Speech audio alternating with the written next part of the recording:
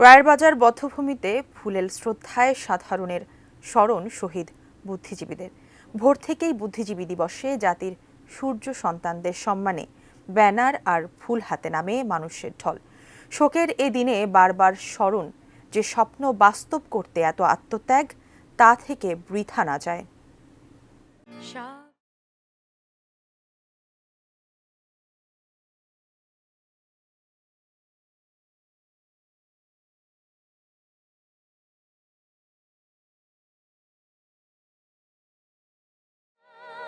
পরাজয় যখন নিশ্চিত, তখন একটি জাতিকে অঙ্কুরেই নষ্ট করে দিতে যে বর্বরতা চালিয়েছিল পাক হানাদার ও তাদের সহযোগীরা, আজও তারই সাক্ষী রায়েরবাজার বধ্যভূমি।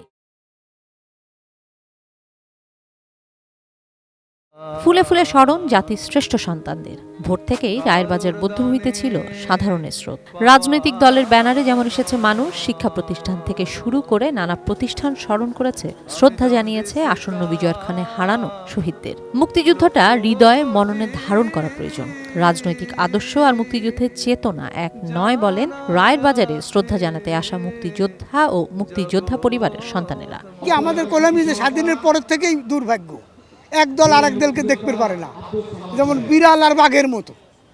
তো এখন মনে করি এখন থেকে বা আজ থেকে এই শিক্ষা নিয়ে আমরা সামনের দিকে শহীদদের শ্রদ্ধা জানানোর ব্যাপারে আমরা সবাই একমত হব। একমাত্র ওয়ালটন এসি দিচ্ছে 1 বছরের রিপ্লেসমেন্ট গ্যারান্টি। মানুষের অধিকার কায়েমের জন্য আমরা দেশ স্বাধীন করার যুদ্ধ করছি। চেতনা মেতনা কিছু নাই। কোনো পার্টি কোনো দল যদি বলছে এটা মুক্তিযুদ্ধ আমাদের ব্যক্তিগত ব্যাপার, আমার দলের ব্যাপার, এটা সম্পূর্ণ বনামি। আমরা যুদ্ধ করেছিলাম অস্ত্র হাতে, কিন্তু এবারে প্রজন্ম অস্ত্র ছাড়া যুদ্ধ করলো, বুক পেতে দিল যে গুলি করো। কাজে আমরা মনে করি এটা ধারণ করতে হবে। তো সবাই ভাত পাবে, সবাই নিজের অধিকার পাবে, তেমন একটি বাংলাদেশ যদি এই প্রজন্ম এই সুন্দর নতুন বাংলাদেশ যদি প্রতিষ্ঠা করতে পারে, তবেই আজকের দিন যে পালন করছি আমরা সবাই শহীদদের উদ্দেশ্যে ফুল দিচ্ছি, এটা সত্যি শ্রদ্ধায় পরিণত হবে। রক্তের দাম দিয়ে কেনা বাংলায় স্বাধীনতার স্বাদটা বরাবরই থেকেছে অপূর্ণ। তাই আবারও নতুন করে পাওয়ার দেশটায় নতুন করে জাগা নতুন আশাটা যেন বিফলে না যায়, তারই প্রত্যাশা সাধারণে।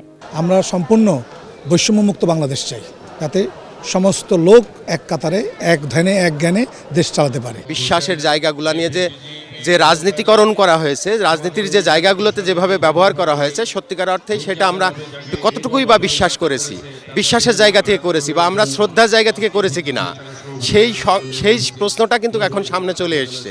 সূর্য সন্তানদের প্রতি আমাদের যে ঋণ এবং দায়, সেটি শোধ করার প্রধান উপায় হচ্ছে আমাদের একটি মুক্তবৃত্তি কেন্দ্রিক সমাজ বিনির্মাণের চেষ্টা করা এবং যার যার পর্যায় থেকে সেই সমাজ বিনির্মাণে এ দেশ পুনর্গঠনে অবদান রাখার চেষ্টা করা।